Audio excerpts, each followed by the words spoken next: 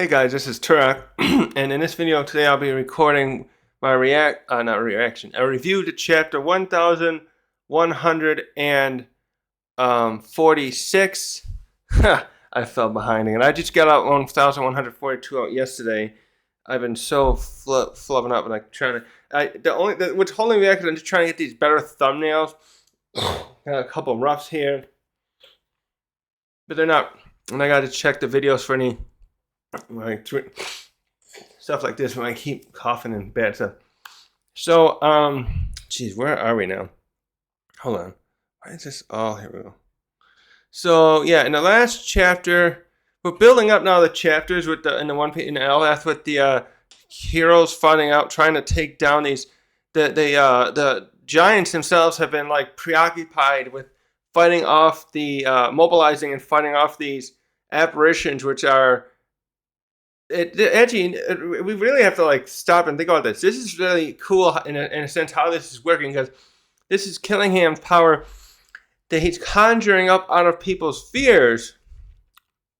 Yet they're also conjured in a way where, is that the right word? Yeah, and then I think that's what I was trying to think of in one of the things. They're conjured up, and then they're solid living. Well, I don't know if you call them living, but they're solid.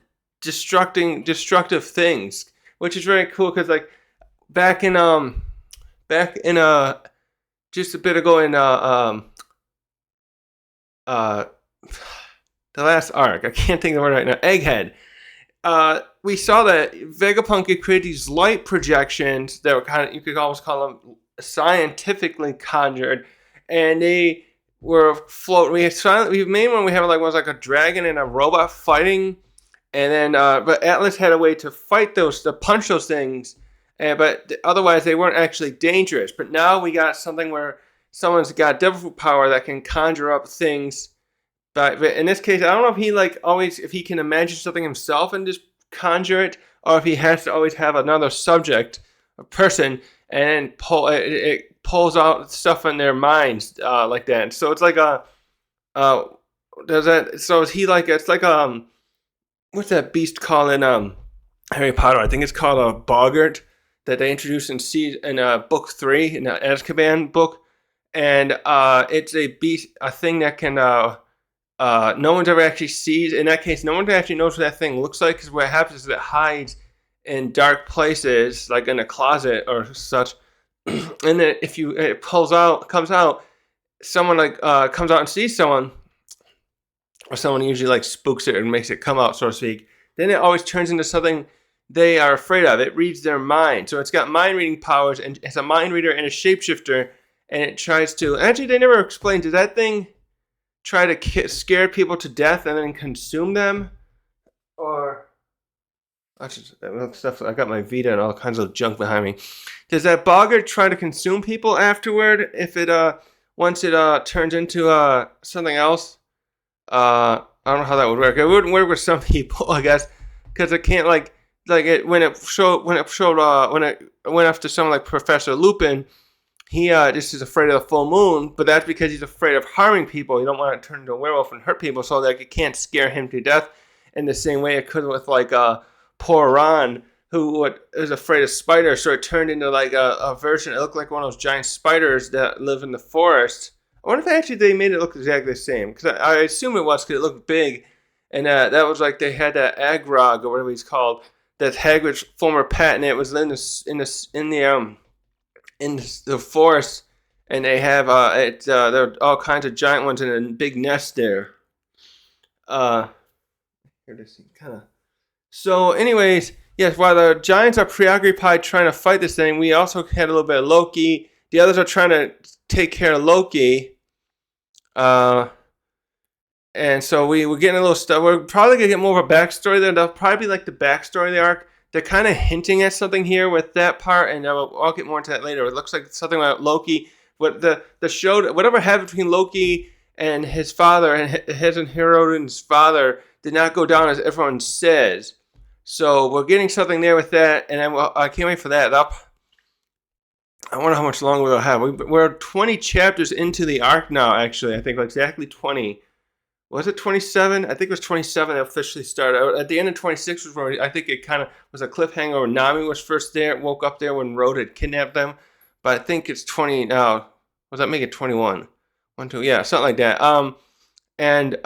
Anyways, the other thing too was that Saul, Robin, Chopper, and then the other staff of the school are attempting to stop the children because they're gonna send them into this fire that got actually that was incidentally not part of the plan. That was, I think, created by Loki when he took his he's taking his weapon, which was actually, why did they even have it there again? And started a fire because it can shoot lightning. Come on, come here. I got a kitty here. She really wants to go out, but I just want to record this video. She can't go out unsupervised. All right. Looks like you had your catnap. So yeah, there's a lot going on there. So first, anyway, the cover story. Shoot. I forgot to check the cover story. Hold on here. Come on. So 40. We're in 45. No, we're in 46 now, right? I said. Yeah, we're at 46. So at 46 is cover story. Oh, that's right, because Yamato had defeated Who's Who, and we see page 1 and what's her name again? Oh, what's this girl's name again? Page 1's sister. I forget her name. We see her thanking Yamato for saving her life, which is just funny to see because Yamato. What's her name again? Iguri? I think it was Iguri. She in the Wano arc, we saw that she seemed to despise Yamato, and which was emphasized when we saw them.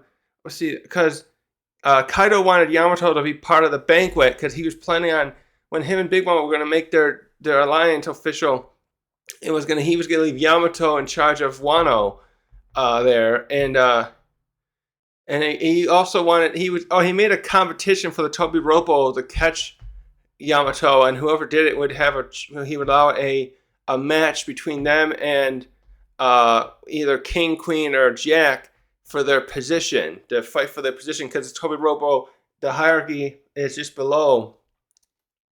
It's just slightly below. How do I do this? Yeah, it's slightly below there as far as so there's Kaido, then King, Queen, Jack are the 3 below, and then it's the Tobi Roppo, which are 6 of them. That was also at Who's Who and Page 1 and Drake and Black Maria. So anyways, this is so everything looks like it looks like they're gonna make up. But that's gonna be a little weird, of course, because Iguri is this what's the word? Conniving. She's a very angry and volatile character. I actually wanted to see Luffy kick her ass, or maybe even Yamato when they were fighting at the in Wano, but Big Mom ended up being the one taking her out with her there. Actually, let me get closer now. Move this like this. I need to get closer to my touchscreen here. So, no, I can get rid of that one now. So now we start off right where we ended with where what's this game's now? Gunko. Oh wait, what's her name now? Shoot, I can't remember her name. 1 second. Not Gunko is her name. Wait, what's going on here? Keep getting all kinds of some of the stuff. Okay, let me go back here now. 1 second. Now I gotta scroll back. So we're starting 10:46 right here. Okay.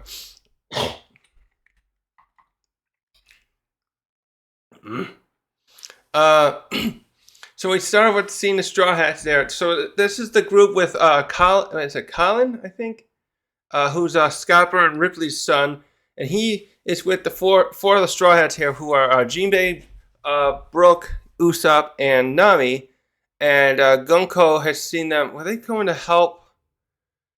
I think that's right, because Jinbei was able to, I think, to put out some of the fire, and so she saw that.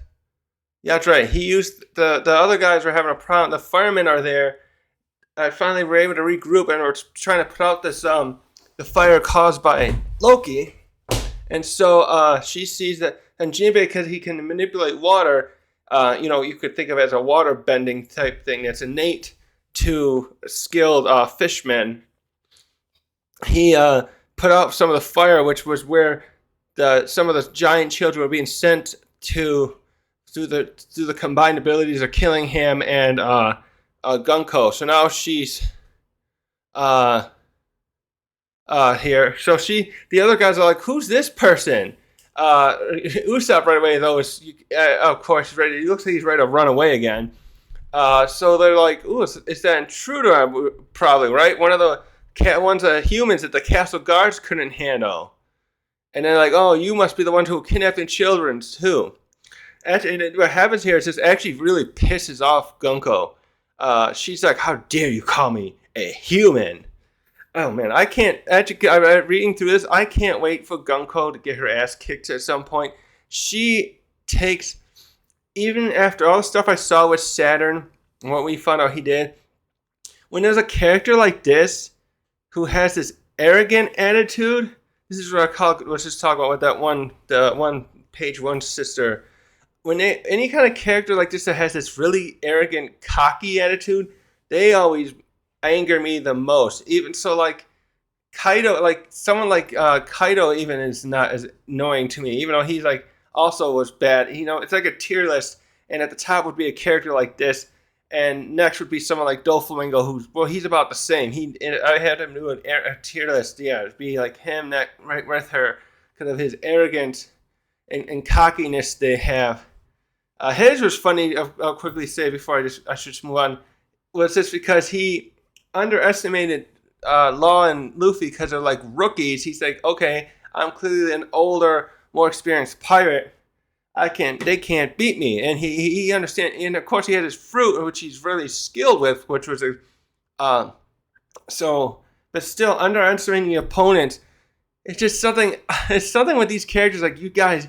I think they're just written that way, but it's like you characters like that gotta stop your cockiness. You don't know for sure you can't, yet you're invincible. This is how you always end up paying for it if you're gonna be that cocky. So she after she's doing that hell attitude, like, what do you call me a human? And I am a god. Oh, she goes, we are gods, referencing it. And oh man, she is annoying. Sorry, I'm also um, and so yeah, gods. Usopp's like, you sound like those celestial dragons, or even Eneru. And then Nami's like gets to the point like, hey, what are you trying to do with the children here? And Colin's like, yeah, those are my friends. Let them go now. Where are you taking them? And she just looks at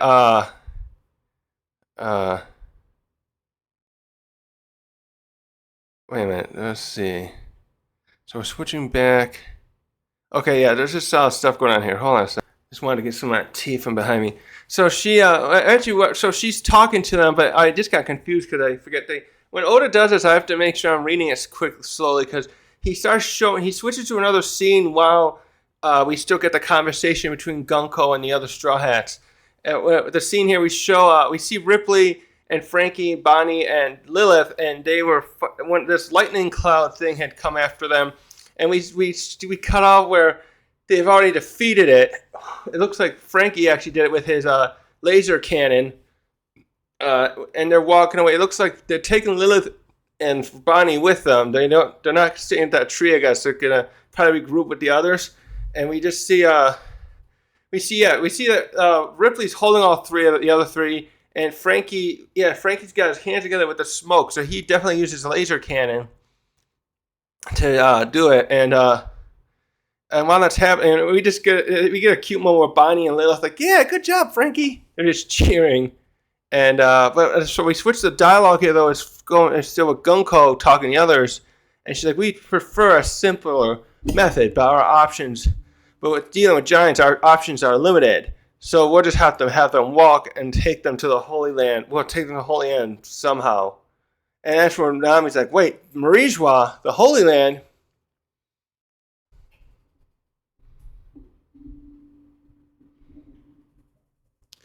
And does Brooke know? All right, this is interesting. And so Jinbei's like, so you are a celestial dragon. And Usopp's like, you mean those ugly, annoying people? And he's like, wait a minute, you don't look like one of those ones we always see. Those smug, like the he's talking about the ones that just do nothing but enjoy the fruits of the labor of everyone else, and because they're the descendants of the 19 families. I remember the 19 because the Nefertiti family is the one that didn't stay up there. Um, and then Brooks, the one that says like, I bet there's someone different from some other group then. The Holy Knights? And she's like, the very same. And so then while she's doing, I forgot while this conversation is happening, Gunko's got this arrow spiraling in front of her, and she starts sending some after them at this point as they're talking, and one starts chasing Usopp around. And Nami, though, luckily, like Nami's like ready and suited up, so to speak, and what are you doing, kitty? Sorry, I got a cute little kitty here. She wants me to hold her now. So she pulls out Zeus. He's like, "What do you want, Nami?" And she does this attack. Is this a new one? I think it is. She calls it Thunder Shark Tempo. And Zeus, maybe he transforms into a shark and starts and zooms after Gunko. But unfortunately, like Gunko just takes her arrow. She just kind of does this thing. She does this thing a little bit where she's like she does this thing with her where she's like, it looks like she's it reminds me of a conductor for an orchestra, and she does like this, and the arrow just sends the shark away. Sends a shark Zeus away from her from harming her. So that's actually, I was just thinking, how can someone attack Gunko then? But that's right, Nami doesn't, I don't think, know how to use armament hockey at all. So she's someone with armament hockey is the only way that could probably negate this arrow thing. Like if Zoro had done something like that with his he did some kind of sword slice thing. Oh, think of it more like the way Big Mom and Kaido had done it. I don't think this arrow thing would be strong enough to stop it, because hockey usually negates stuff to do with devil fruit powers, as we saw the way Law used it anyways, to turn off and negate the doctor on Blackbeard, his ability that was turning the others into different sexes to throw them off their duties. Okay, so what she does is she whips it around so it goes back at Nami. And while this is happening, Gunko starts monologuing a bit. She goes, oh, actually, too, I forgot. As Zeus gets turned on, he's like, what? How did that happen? I was right at her. And Gunko starts monologuing, and first thing she says, one day, the world as we know it will cease to exist. Or so we thought. And then as the next panel, Zeus is going back toward Nami. He's like, Nami, watch out. I can't slow down. Oh, God, he actually does hit her. We get a scene where Nami gets zapped, and we just see her little skeleton with lightning around her. And Zeus is like, I'm sorry, I couldn't stop in time. He didn't fully say that. It's just kind of, I'm interpreting a little bit how he's acting. And, oh, wait, it was a joke. Oh, nice going. That actually wasn't Nami. He hit Brooke. She jumped behind Brooke or something, and he got zapped. Of course, Oda wouldn't let Nami get hurt. Oda just, you know what? That's why, because I know Oda ended up wearing, his wife was someone who was playing as Nami in some kind of live action rendition of the story, some kind of play like thing. Is that why he doesn't have her ever really get hurt anymore? I think he just always had a soft spot for Nami. A lot of people like to point out, too, that every female character is basically just another version of Nami. Well, I would say that's mostly true, especially when you see like the way Vivi looks and Rebecca looks, and Rebecca's mother kind of looked like that too, Scarlet. But like Robin and Hancock are kind of like the same, like to of themselves away from Nami. It's like, yeah, Oda. I would say Oda's basically got like only like 3 types of characters. He's like Gunko just feels like another version of that one I just said, a Rusu, whatever her name is. Wait, let me look up her name here quick. Oh, what's going on now? Come on. Come on, you can't go up there. Page One's sister, One Piece. Ultai. Why did I get Rusu? Well, I got that wrong. There's Ultai and Gunko seem like the same characters, like kind of design, and you got like, yeah, I guess you got the Nami Vivi, and you got the Robin and Hancock, and you got like that. Come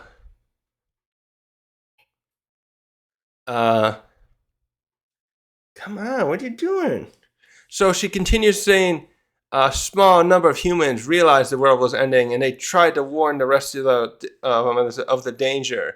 And when she does that, while she's saying that, we get photos of Clover, Vegapunk, and Nami. Not I keep saying that. I'm trying to say Robin. Robin's mother. What was her name? Olivia, I think. And so while that's happening, yeah, he throws a little joke in there too. I forgot what. Like Brooks, like, oh, it was me that got hit, and Nami's like, thank you. Probably because she would have died from that attack, I'm assuming. So next, Usopp steps up and he takes aim at Gunko and tries to hit her with wait, how did he do that? Oh, that's right. So he hits her successfully before she's able to dodge. He does which one is that? It looks like an explosion. It has like a skull on it. And Usopp, one of them says like, "You think we'll be intimidated by celestial dragons?" Or is that Colin saying that?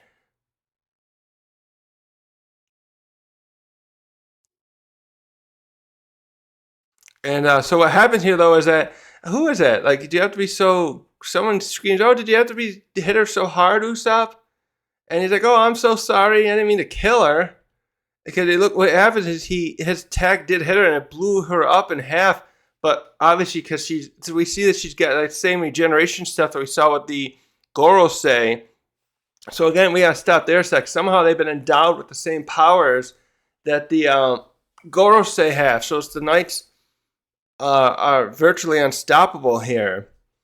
And the others are like looking like, what? She's regenerating. And they're all like, whoa, that is so gross. And she continues on going like, the world, yeah, she was saying the world, others try to warn the world of danger. Hold on, what did she say next? And now she goes, and now it is unstoppable. Then no one can stop it. So she's referencing like that the world's going to end somehow. I don't know. I'm wondering if she means something. I'm wondering if this is referencing back to what the Gorosei were saying when they had to like, it sounded like they were saying something about how they wanted to cleanse the world. They talked they were talking kind of vague and saying something about cleansing the world or something like that at Reverie. We saw that in the chapter episodes that took place after Whole Cake Island.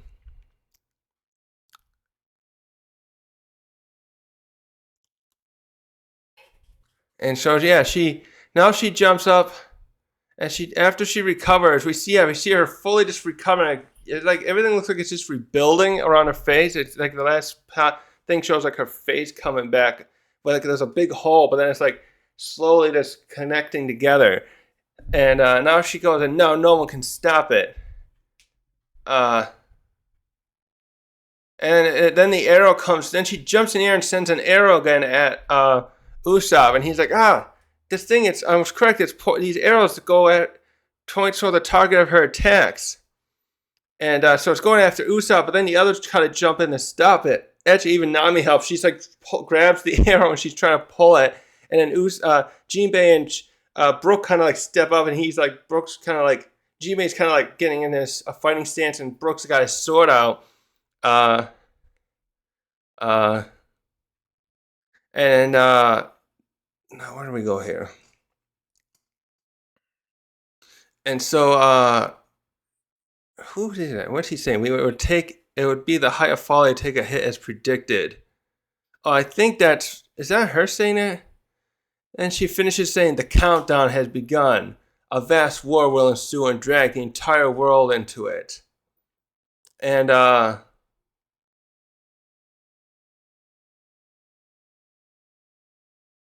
okay. And then she says, "And which side the giants pledge their allegiance to will have a profound effect on the outcome of the war."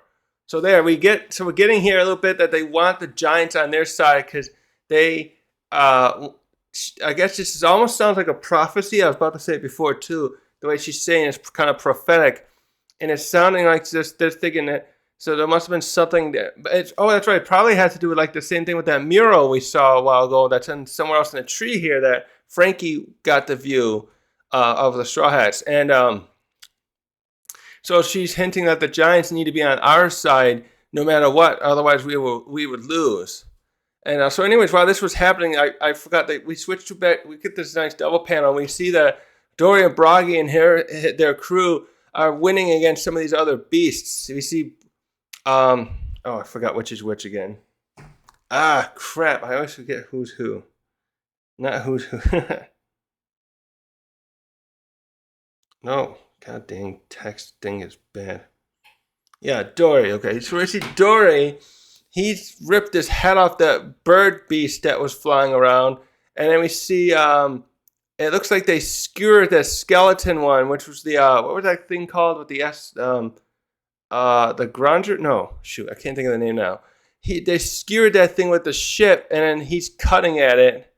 No, it looks like they kind of like partially ran it over. Then Bragi's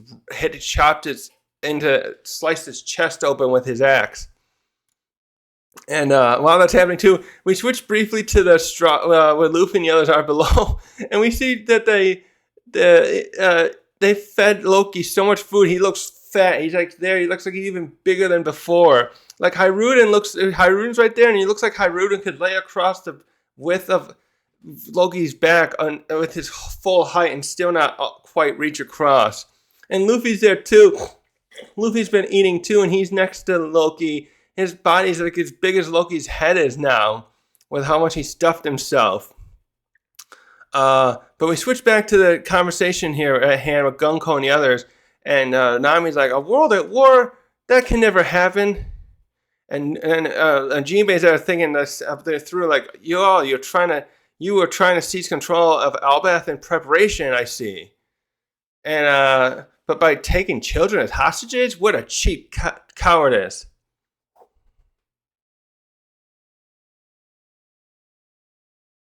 And so Gunko says, I just do my duty as I'm commanded. Even if it's all for nothing, I think she's trying to say. She says, the lives of few children, might be trash. Might as well be trash to me. I do not understand the concept of hostages. And someone else rails back, probably Nami, like, what's wrong with you? You seem like you got a few screws loose. So Colin steps up too, and he's like, I'm going to fight you. How does she do that? So, like, the others prepare to go at her, and then she gets the arrow. She's like, unleash more of her arrows, Gunko. She grabs Colin, and she starts choking him. And Jinbei and Brooke both prepare to fight, but she's already got these arrows out in such speeds that is that hitting them? I think she snuck it behind them and hit him in the back of the head. She circled those around. It kind of looks like she's knocked them out with this attack. What she call it? Aloe? I can't tell exactly what's happening there. The shot is kind of weird, but it looked like it hit Jinbei for sure from the back of his head. And she runs, and as it's happening too, she sneaks in and kicks Nami away. And Usopp too tries to fight back, but she's just too fast. This would probably be almost the same as if these guys were fighting someone like Sanji or Luffy. Between her devil fruit and her speed, she just gets in here too fast and takes them all out. She gets up to Usopp and knees him right in the face.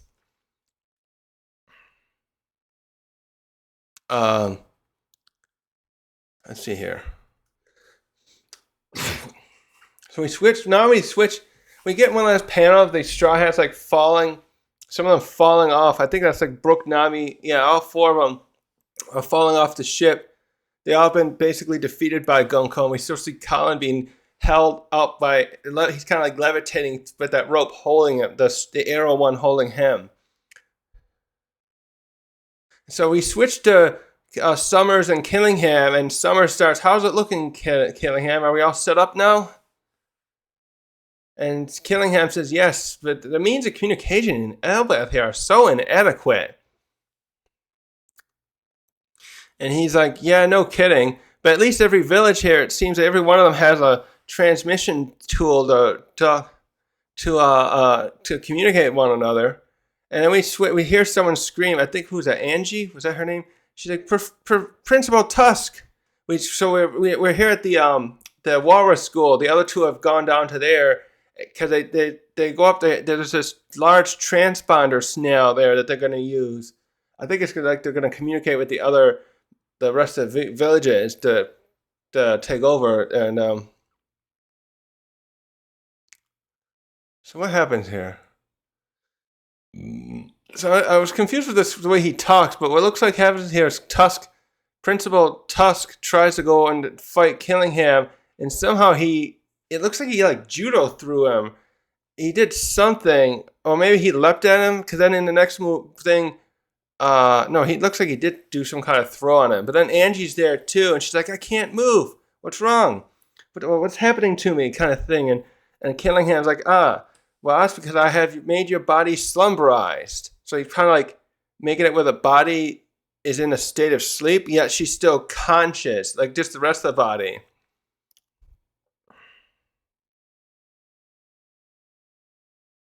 So now, yeah, Summers. It was only Killingham is here. He's down there with the principal of the school, and he goes up to this big snail. So like we saw that Killingham is quite tall, and this transponder snail still towers over him a bit.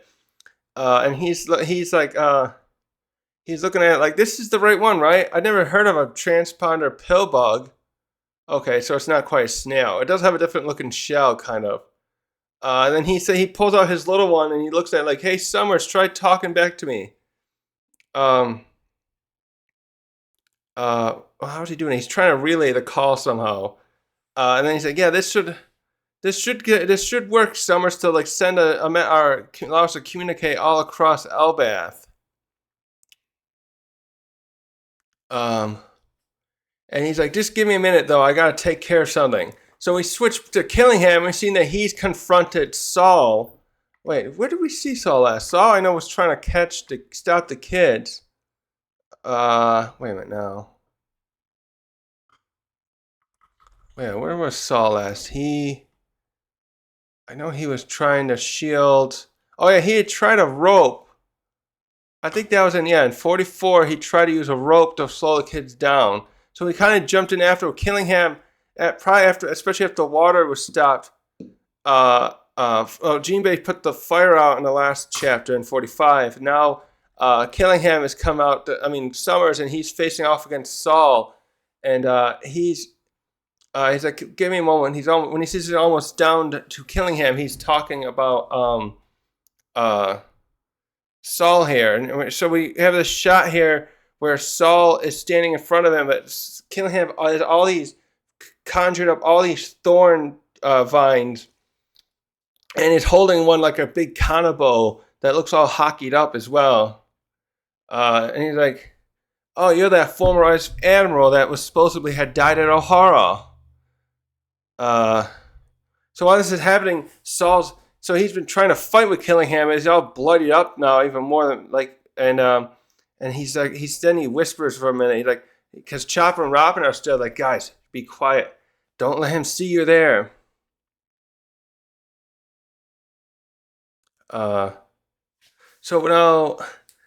actually what happens here is I don't even think does he even do another attack?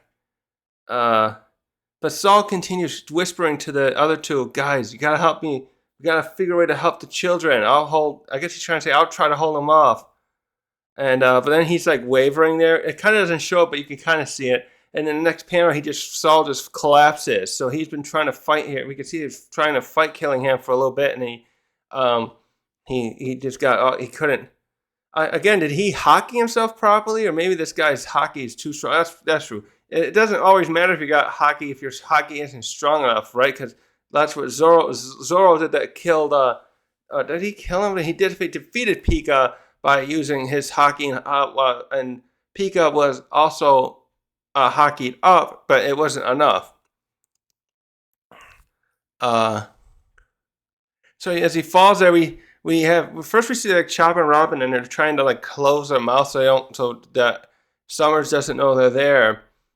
And then when Saul goes down, you see Robin kind of like having this like internal screaming, almost like, no, not Saul.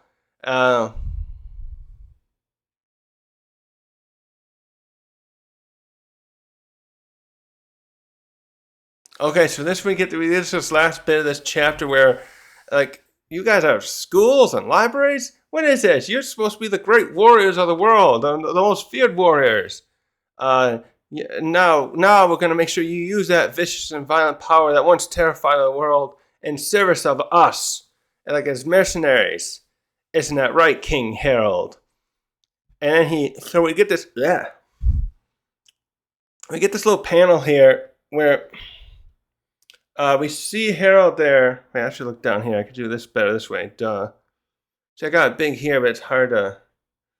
So we get this little panel of Harold, and we go. It's back to that portrait that we saw when Roto took the other Straw Hats in there earlier, after his horns were gone too. And the final thing here is, then Summers says, then Harold, that stupid oaf, had to go and screw everything up. End of chapter. Holy crap. So, this must have been... So now we have something there to break down most of all. There's two parts here. So, Summers... Let's go over that. I went over I went over a bit with what Gunko was saying. So now we understand that what happened, over 20 years ago, something or so. Now I gotta check the timeline on that. They talk about how Harold decided that they were no longer going to be terrorizing the world. He wanted peace. He wanted to start doing trade with other nations instead of just sending pirates. His pirate, like maybe he was one sometimes sending them out to retrieve other resources and things they needed, and defeating, going and raiding other islands, no matter what the races were. Well, like, do we even know that? Do we know where like the Long Lake tribes are and stuff like that? I don't think we have any map information on where they come from, or the other ones like that.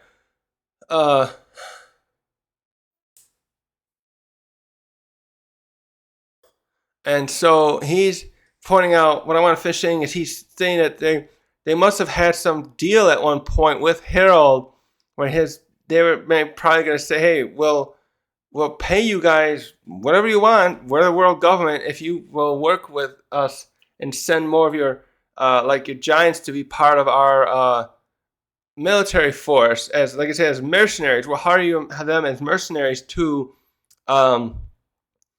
fight wherever we want to send you. Because I can see what they're it's kind of, this in a way is silly to me, because if they got powers like this with the Knights got, I'm just wondering, it must be, maybe there's a limitation of how many people they can give that to. But with how strong we've seen these Gods Knights are, and what the Goros they could do too, I don't know how they would really have much of a problem fighting across the world. I guess they just want like an expendable force they can send to other nations and keep them subdued, or when there's other problems, and have them like work with the in conjunction with the military, and again also maybe to save on resources of wasting the military might, the Navy, the Marines, and having to send them there to other places, and instead they would want to send the Giants, who comparatively to other military forces, an army of them would be unstoppable. But then something here. So there's something here. This is again hinting to it. The flashback will probably get.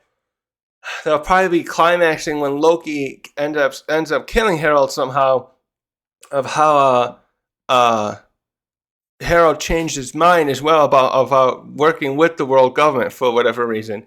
He thought that wouldn't be in their interest, because they probably, I think they kind of hint at it later, or they sit thing here where the kind of idea here is that the giants would not really be mercenaries, but be treated as slaves. I'll bet, given how the world government tends to the noble, the celestial dragon hierarchy, part of this thing does not treat other people that well. Not that well. You know what I mean? I'm saying that they. I'm surprised that even people like Lucci would want to work for them, because I'm thinking at some point you could just be backstabbed. They could just decide to say, we don't want you to be working for us anymore. We're gonna, what if one of the other celestial dragons took a fancy to Lucci and said, well, hey, Gorosei guys, I know you like using this guy to send around and other things, but I want him as my slave. Would they relinquish the control of Lucci? Would the Gorosei allow another one to just take Lucci as a slave? Same thing with like a Kainu or Sengoku. I really would be afraid for how that would play out, where like anyone who has a use to the government could suddenly just be whisked away and turned into a slave to do whatever done to him that noble wants. So back to Harold, anyways. Yeah, I bet something like that. Harold probably didn't want his nation's independence to be taken away. And for us too, and also we keep hearing he seemed to have a change of heart about how the conduct his nation has had for centuries and millennia, even maybe, of interacting with other parts of the world, where they've just been pillaging and all the other bad stuff with that. And instead, he wants to create a peace where they can trade and interact with the other nations in a peaceful manner. And I wonder how this is going to all tie together then. So, that's the end of that chapter. I think that's all I got to say on that. I want to know where this prophetic stuff is coming from with Gunko. Hopefully we'll get more on that soon. It sounds like there's something there that Gorosei know, and that God's Knights have a clue down on too, about what's going to happen. So I'm going to end this video here for now, and thanks for watching.